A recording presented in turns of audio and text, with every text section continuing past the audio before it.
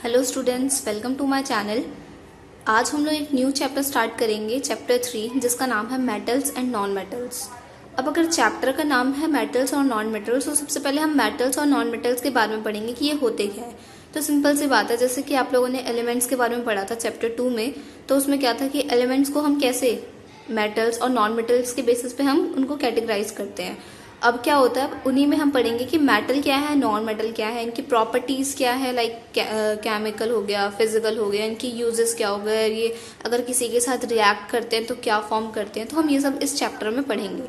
तो सबसे पहले हम पढ़ते हैं physical properties of metal and non metal. हम दोनों साथ में पढ़ लेते हैं, इससे क्या होगा, कंफ्यूजन नहीं होगा आप लोगों को। जैसे मेनली बच्चे क्या करते हैं, कंफ्यूज हो जाते हैं, लाइक मेटल का जो होता है वो नॉन मेटल में लिख देते हैं और नॉन मेटल का मेटल में लिख देते हैं। तो मैं आप लोगों को बहुत ईजी तरीका बताऊंगी जिससे आप लोग कंफ्यूज नहीं होंगे और आप लोग आराम से याद कर पाओगे।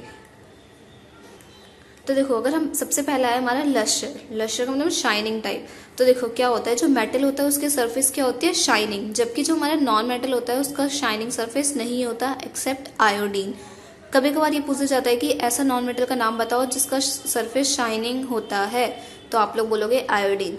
तो ये वन वर्ड में क्वेश्चन आता है, तो आप लोग इसको याद रखना। अब अगर हम बात करें सेकेंड चीज हार्डनेस की, तो हार्डनेस में क्या होता है, जो मेटल होता है वो क्या होता है, जनरली हार्ड होता है, बस किन कुन को छोड़ के, सोडियम हो गया, लिथियम हो गया, पोटेशियम हो गया, इनको छोड़ के। क्यों? क्योंकि ये क्या होते हैं, काफी सॉफ्ट होते हैं, इनको हम नाइफ से भी कट कर सकते हैं। जबकि जो नॉन मेटल होता है वो क्या होता है, सॉफ्ट होता है, किसके, एक्सेप्ट डायमंड की। क्योंकि जो डायमंड होता है ये हमारा क्या होता है, कार्बन का एलोट्रॉप होता है, मैंने आप लोगों को बताया हुआ है। फिर उसके बाद अगर हम बात करते हैं स्टेट की, तो स्टेट क्या होता है, जनरली मेटल जो होता है वो सॉलिड स्टेट में एग्जिस्ट करता है एक्सेप्ट मरकरी। जबकि जो नॉन मेटल होता है ये किस में एग्जिस्ट करता है, सॉलिड और गैस एक्सेप्ट ब्रोमीन।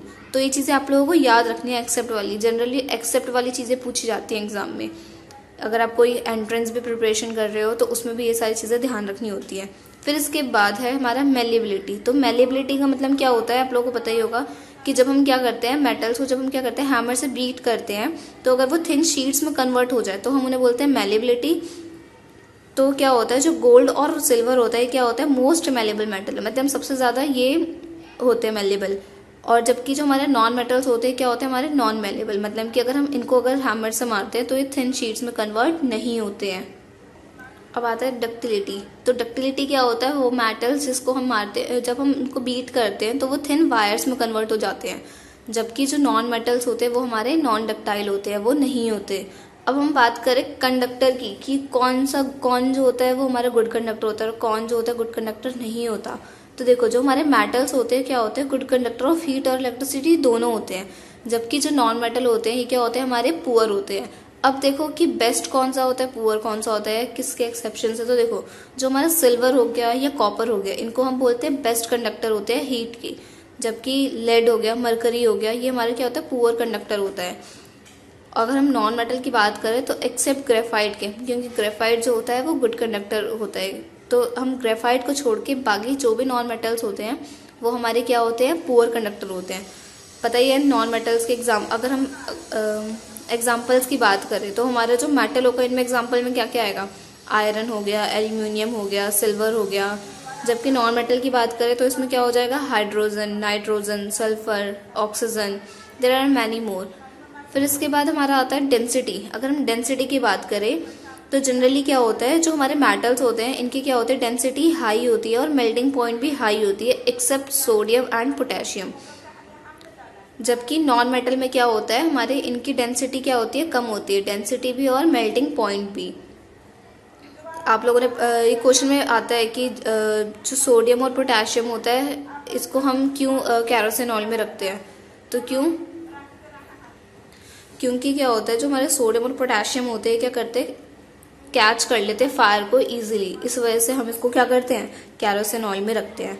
फिर इसके बाद हमारी बात आती है सॉनरस की। तो सॉनरस का मतलब क्या होता है, जब हम उसको हिट करते हैं तो क्या होता है, एक साउंड सी प्रोड्यूस होती है, उसको हम बोलते हैं सॉनरस। तो क्या होता है, देखो, metal produces a sound on striking a hard surface. जबकि जो हमारे नॉन मेटल्स होते क्या होते हैं, सॉनरस नहीं होते, मतलब कोई साउंड प्रोड्यूस नहीं करते। अब हम बात करें ऑक्साइड्स की, तो जो मेटल होते हैं वो हमारे बेसिक नेचर होते हैं। Got my point, basic in nature. जबकि जो हमारे नॉन मेटल्स होते हैं हमारे क्या होते हैं, एसिडिक इन नेचर होते हैं। आई होप आप लोगों को physical properties of metal and non metal समझ में आ गया होगा। तो ये चीज़ें ध्यान रखना। अब हम नेक्स्ट टॉपिक पे बढ़ते हैं। हमारा नेक्स्ट टॉपिक है केमिकल प्रॉपर्टीज ऑफ मेटल। तो देखो, अब अगर सबसे पहले हम बात करते हैं रिएक्शन विद एयर। अगर मेटल जो है, अगर वो एयर के साथ रिएक्ट करता है तो वो क्या फॉर्म करता है? तो वो क्या फॉर्म करता है? हमारा मेटल ऑक्साइड। अब अगर हम बात करें लाइक कॉपर की या फिर एल्यूमिनियम की, तो देखो जो हमारा कॉपर, अगर मैं एग्जांपल भी ले लेती हूँ, जैसे मैंने बात करा कि कॉपर है, अगर ये कॉपर मेरा ऑक्सीजन के साथ रिएक्ट करेगा तो ये क्या फॉर्म होगा? तो देखो सिंपल सी बात है, CuO फॉर्म होगा। अब इसको बैलेंस कर दो तो ये हो गया बैलेंस। फिर इसके, आई होप आप लोगों को ये समझ में आ गया होगा। तो ये हो गया हमारा पहला। अब देखो जो हमारा सेकंड है वो क्या है? Reaction with H2O। तो देखो क्या होता है, मेटल जब H2O के साथ रिएक्ट करता है तो वो हमारा मेटल ऑक्साइड बना देता है प्लस हाइड्रोजन। अब क्या होता है, अगर हम वाटर की भी बात करें तो वाटर में भी आप लोगों को 3 चीजें आती हैं, like first of all cold water, hot water and steam. इन तीनों के साथ रिएक्ट करते हैं तो क्या होता है, फॉर्मेशन जो होता है वो अलग अलग होता है। अब क्या होता है इसका पढ़ेंगे, लेकिन उससे पढ़ने से पहले मैं एक चीज़ और बता देती हूँ। अब देखो जो ये मेटल ऑक्साइड बना है, अब अगर हम मेटल ऑक्साइड का रिएक्शन कराते हैं हम वाटर के साथ, तो ये हमारा क्या बना देगा? मेटल हाइड्रोक्साइड बना देता है। मेटल हाइड्रोक्साइड, आप लोग पता ही होगा हाइड्रोक्साइड का फॉर्मूला क्या होता है? OH होता है। अब देखो कोल्ड वाटर में क्या होता है, जब मेटल जब H2O के साथ रिएक्ट करता है तो वो हमारा मेटल हाइड्रोक्साइड बना देता है प्लस H2। जैसे कि मैंने एग्जांपल में बात कर दिया, Na ले लिया, तो Na को मैं अगर H2O के साथ रिएक्ट कराऊंगी तो ये क्या बना देगा हमारा? NaOH, मतलब कि सोडियम हाइड्रोक्साइड प्लस हाइड्रोजन। अब देखो जो हमारा कोल्ड वाटर होता है, इसमें जो हमारे मेटल होते हैं जनरली कौन कौन से होते हैं? सोडियम, पोटेशियम और कैल्शियम। यहाँ पे मैं लिख देती हूँ मेटल कौन कौन से होंगे हमारे। सोडियम हो गया, पोटेशियम हो गया और कैल्शियम हो गया। इन 3 में से ही होंगे कोई ना कोई। अब हम बात करते हैं हॉट वाटर के साथ। तो देखो जो हॉट वाटर होता है इसके साथ बस मैग्नीशियम ही रिएक्ट करता है, इसके अलावा और कोई नहीं करता। अब जो होता है मैग्नीशियम, ये क्या फॉर्म करता है? तो ये भी सेम चीज हाइड्रोक्साइड ही फॉर्म करता है, मेटल हाइड्रोक्साइड। लाइक मैं बात करती हूँ, जैसे मैंने ले लिया Mg प्लस H2O। अब मैं इसको फॉर्म करूंगी तो ये क्या बन जाएगा मेरा? मैग्नीशियम हाइड्रोक्साइड, ये बन गया प्लस H2। फिर आप इसको बैलेंस तो करते ही रहना, बैलेंसिंग तो सिखाई रखी है वैसे ही मैंने आप लोगों को। तो आई होप ये वाला आप लोगों को समझ में आ गया होगा। फिर इसके बाद हम बढ़ते हैं स्टीम की। अगर आप स्टीम के साथ रिएक्ट करेगा तो वो क्या फॉर्म होगा? स्टीम के क्या साथ कौन कौन से एलिमेंट हो सकते हैं? जैसे आपका एल्यूमिनियम हो गया, Fe हो गया, Zn हो गया, ये आपके एलिमेंट्स हो सकते हैं। अब हम बात करें कि ये रिएक्शन करते हैं तो क्या फॉर्म करते हैं। तो देखो क्या फॉर्म करते हैं, मैंने जैसे रिएक्शन लिख दी इसकी, Al प्लस H2O, तो ये हमारा क्या फॉर्म कर देगा? Al2O3 aluminium oxide plus H2। तो ये हमारा क्या होगा फॉर्म? तो ये क्या फॉर्म करता है? ऑक्साइड में। और हमारे कोल्ड वाटर, हॉट वाटर क्या प्रोड्यूस करते हैं? हाइड्रोक्साइड। अब कुछ ऐसे एलिमेंट्स होते हैं जो क्या करते हैं? H2O के साथ रिएक्ट ही नहीं करते।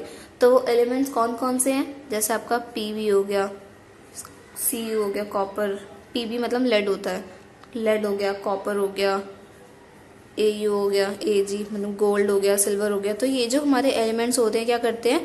रिएक्ट नहीं करते। किसके साथ? वाटर के साथ। अब हमारा नेक्स्ट टॉपिक है एम्फोटेरिक ऑक्साइड। तो ये क्या होते हैं? तो देखो सिंपल सी बात, जब मेटल ऑक्साइड्स क्या करते हैं, जब वो रिएक्ट करते हैं हमारे एसिड और बेस दोनों के साथ, तो वो प्रोड्यूस करते हैं हमारे क्या? सॉल्ट और वाटर। तो वो जो रिएक्शन होती है वो हमारी क्या होती है? एम्फोटेरिक ऑक्साइड की रिएक्शन होती है। अब अगर हम बात करें एग्जाम्पल से, तो कोई एग्जाम्पल लेते हैं, जैसे कि अगर हम इसको पहले हम लैंग्वेज में लिखे तो क्या लिख सकते हैं? ये लिख सकते हैं कि मेटल ऑक्साइड है, ये हमारे किसके साथ रिएक्ट करेगा? React with both acid and base. अब चाहे तो यहाँ पे एसिड हो, चाहे तो यहाँ पे बेस हो, तो ये हमारा क्या फॉर्म करता है? Salt and water. तो यहाँ पे लिख दिया मैंने सॉल्ट प्लस वाटर, ये चीज हो गई। अब मैं जैसे कोई एग्जांपल ले लेती हूँ। अब मैंने कोई एग्जांपल लिया, पहले हम एसिड से लेके चलते हैं। लाइक मैंने ले लिया एल्यूमिनियम ऑक्साइड, ये हो गया। अब देखो जैसे मैंने एसिड दिया, एसिड क्या होता है हमारा? HCl। अब मैं इसके साथ रिएक्ट करूंगी तो क्या हो जाएगा? देखो ये पॉजिटिव, ये नेगेटिव, ये क्या है पॉजिटिव, ये क्या होगा नेगेटिव। तो क्या होगा पॉजिटिव किसके साथ जाएगा नेगेटिव के साथ, तो ये क्या बन जाएगा मेरा AlCl3 प्लस H2O। किसी किसी बच्चों को जैसे डाउट हो कि यहाँ पे AlCl3 ही कैसे आया, तो क्या होगा देखो जैसे Al है तो Al और Cl आएगा, इतना तो पता चल गया, लेकिन अब AlCl3 आएगा ये कैसे पता चलेगा। तो देखो सबसे पहले आप क्या करो साइड में एल्यूमिनियम लिखो और यहाँ पे क्लोरीन लिखो। अब देखो एल्यूमिनियम की वैलेंसी कितनी होती है 3 और जो क्लोरीन होता है इसकी कितनी होती है 1, इसको क्रॉस मल्टीप्लाई कर दो क्या हो जाएगा AlCl3, तो ये ऐसे आया ठीक। फिर इसके बाद हम बात करते हैं बेस की, तो क्या हो जाएगा मैंने सेम यही लिया, इसी का एग्जांपल लेते हैं।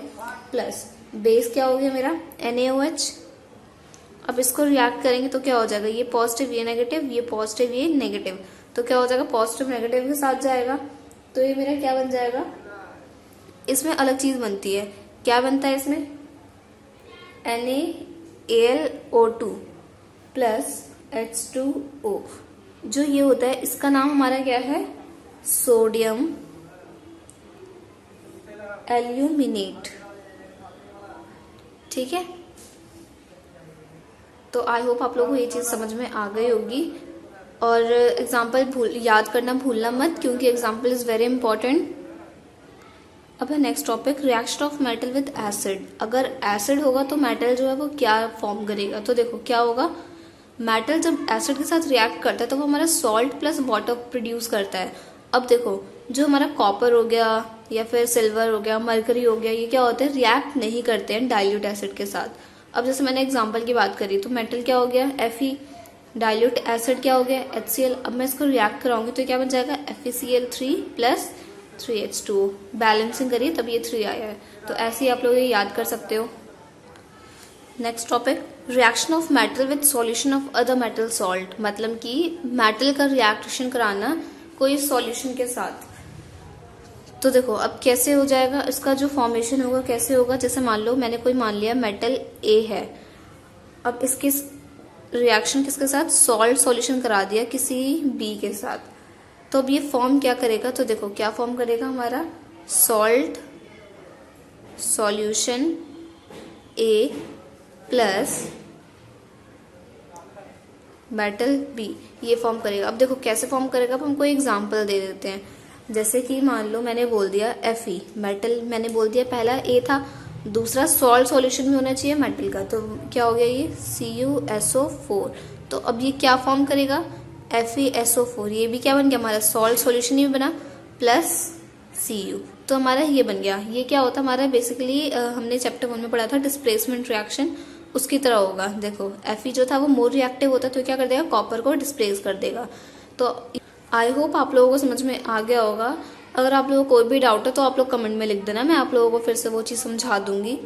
And if you like my video then please like share and subscribe my channel. Thank you.